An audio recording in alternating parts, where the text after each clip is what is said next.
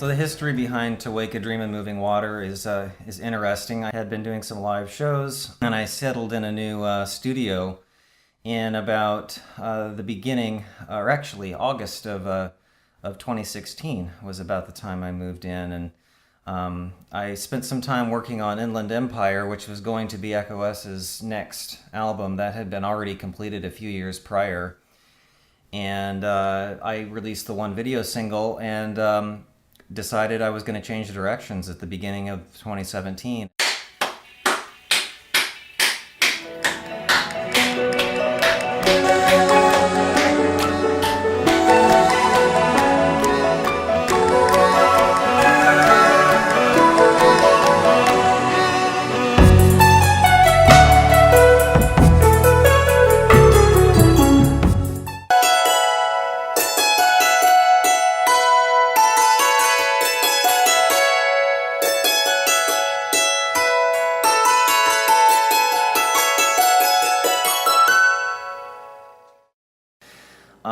It was the first album where I kind of went into Celtic music, which is something I planned on doing for a long time. I wrote this piece back in high school, at the end of high school. A couple friends of mine helped me record at the community college where I was taking courses. That was called Seder Dance, and Seder Dance ended up being something that was released on a small compilation album at the time in the UK. But it was never a part of my other work with Greyhaven, and it was a kind of different thing. It was often more of an area of ambient music that I had been getting into more presently at the time, whereas the work with Greyhaven was much more focused on the metal and guitar-based music background that I had developed when I was almost a little kid, 12 or 13 and so on.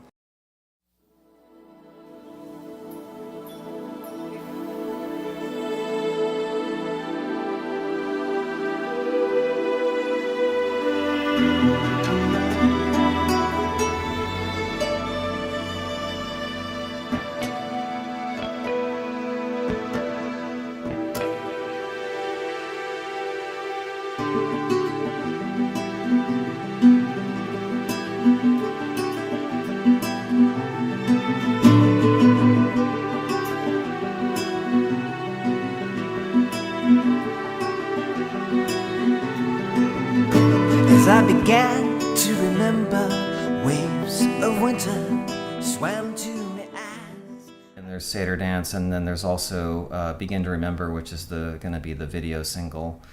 And Begin to Remember is actually a little bit older, but this arrangement of it was really worked up and done differently. One of the things that I got to play around with for the first time was the idea of a musical round, or a fugue, as one of my cohorts would say, is that this is not exactly a round because it doesn't have 3 parts, but it has 2 parts, one and then one that starts a couple beats later after it. And this was an element of this music this time that really came out and I was able to really explore. And it makes you it gives this feeling of floating.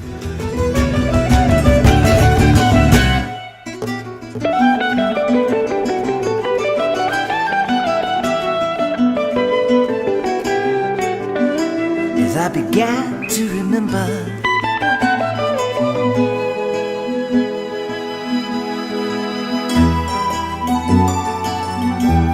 now don't fade away. To Wake a Dream in Moving Water, that particular lyric had come to me back in maybe October of 2016, and this was already when I was on the path to releasing Inland Empire. And it just so happened that everything behind this album, this new album that was bubbling up, was just more powerful, and it was also newer to me. So It kind of took over my life at the beginning of this year, and ended out taking about 6 or 7 months.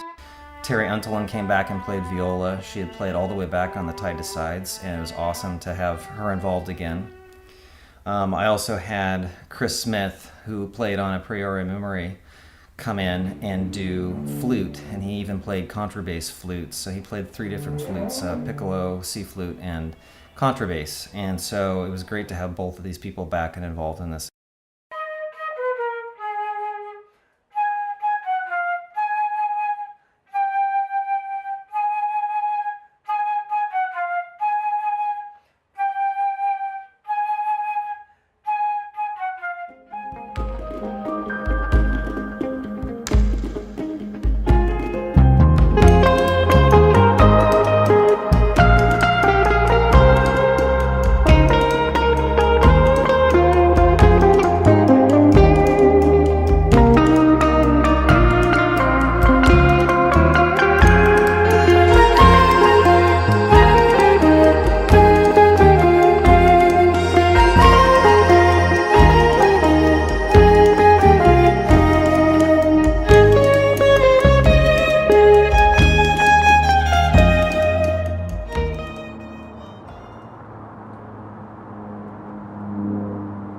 So like with every album that I do for Echo Us, there was a bit of oddness and seemingly coincidental experiences that typically happen to me during these processes. I get sucked into a project, and by the end of it, I don't really know what has happened a lot of the times until I have something in my hand, obviously, but I don't always know how I got there. It seems to not fit into time and space in that way. One of the little tidbits that came out of this one as I was working later on finding one other traditional piece that I wanted to cover or wanted to put on the album.